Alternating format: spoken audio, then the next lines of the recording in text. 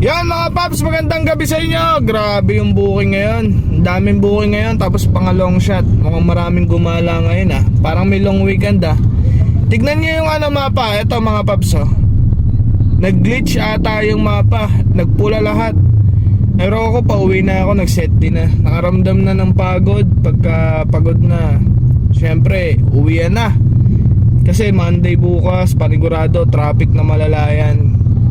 Pero ngayon ang daming passenger kasi ikot-ikot ako sa MOA, ikot ako dito sa Ortigas. Lahat meron. Walang problema sa biyahe ngayon. Maganda yung biyahe ngayon. Kaya yung mga panggabi ngayon, mukhang maagang papaldo.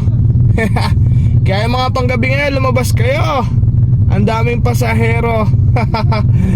Ako, uwi na ako. Pagod na ako eh. Sobrang sobrang nasa biyahe na naman. Mga gantong panahon, tas malamig, tapos mainit, parang sarap pagpamassage. Kanina sobrang init, tas biglang ngayong gabi umaambon. So parang sarap magpamassage. Saan mga paps? May mga marirecommend ba kayo dyan ng massage therapy?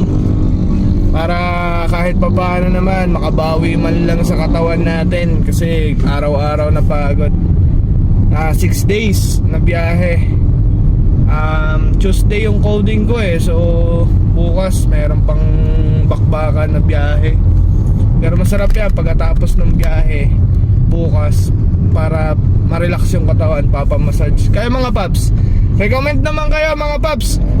Yung walang extra service yung magaling mag-massage mga paps. Meron ba kayo marirecommend dyan?